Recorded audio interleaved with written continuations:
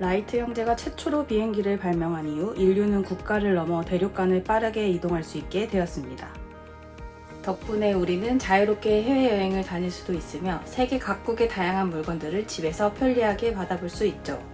또한 무거운 쇳덩이가 하늘을 빠르게 날아가는 모습은 어떻게 뜨는지 알고 있는 우리 현대인의 눈으로 봐도 여전히 신기합니다. 그렇기에 많은 어린이들이 비행기를 바라보며 꿈을 키우기도 하고 항공 관련 직종에 다니는 사람들을 보며 멋있다고 생각합니다. 하지만 비행기를 이용할 때 사고가 날까봐 걱정하시는 분들을 주변에서 종종 볼 수 있는데요. 2005년부터 2020년까지 우리나라에서 가장 많이 쓰이는 교통수단 3가지를 보면 지상도로가 가장 많고 이어서 철도와 0.3%의 이용률로 항공이 3위를 차지했다는 것을 알 수 있습니다. 다행스럽게도 우리가 이용하는 교통수단 중 항공기는 사고율이 가장 낮습니다. 차량 등에 비하면 거의 없는 정도인 것을 알 수 있죠. 하지만 항공기 사고는 발생했을 때 사망률이 매우 높게 나타나는데요. 높은 상공에서 빠르게 이동 중 사고가 발생하면 그 위험성이 매우 커지기 때문입니다. 그렇다면 항공기 사고는 언제 많이 발생할까요? 통계적으로 이착륙 시에 가장 많이 발생한다고 합니다. 이륙 후 3분, 착륙 전 8분의 시간이 가장 위험해 마의 11분이라고 합니다.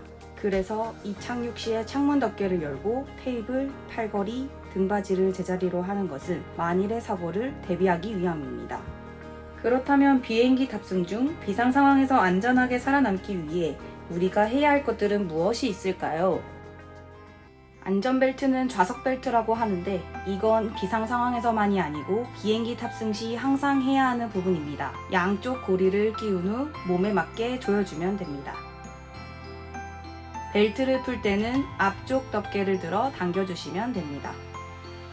좌석벨트 착용 표시등이 꺼진 후에도 비행기가 언제 흔들릴지 모르기 때문에 자리에 앉아 있을 때는 좌석벨트를 하고 있는 것이 좋습니다.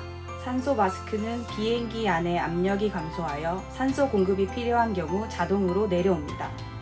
내려온 산소 마스크를 툭툭 잡아 당겨줘야 산소가 나오기 시작하고 노란색 마스크 부분을 코와 입에 대고 고정시켜 줍니다. 다른 사람이 도움이 필요한 경우 본인의 산소 마스크를 먼저 착용하고 다른 사람을 도와줘야 합니다. 바다에 내렸을 때 사용하는 구명복은 좌석 밑에 보관되어 있습니다. 구명복은 머리 위에서부터 입으시고 끈을 허리에 감아 고리에 끼워 조여주시기 바랍니다.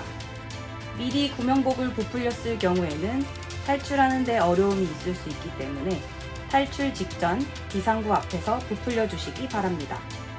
붉은색 손잡이를 당기면 부풀어지며 충분히 부풀지 않을 때는 고무반을 불어주시면 됩니다. 비상 슬라이드 탈출 시에는 날카로운 소지품이나 굽이 높은 신발 등으로 슬라이드가 파손될 수 있기 때문에 다 두고 가야 합니다. 자세는 양팔과 양다리를 앞으로 쭉 뻗은 채로 내려가야 부상을 방지합니다. 여러분 항공 안전수칙은 잘 보셨나요? 하지만 안전교육은 눈으로만 보지 않고 몸으로 직접 체험해야 비상 상황에 당황하지 않을 수 있습니다. 제주안전체험관에서는 섬이라는 특성으로 항공과 선박에 대한 특별 체험 시설이 있는데요. 항공 체험의 경우 제주항공과 협업을 맺어 현직 승무원이 직접 교육하는 특별 항공 체험을 진행하고 있습니다. 우리 가족을 지킬 수 있는 안전수칙에 대해 몸소 체험하고 배울 수 있는 제주 안전체험관으로 오세요!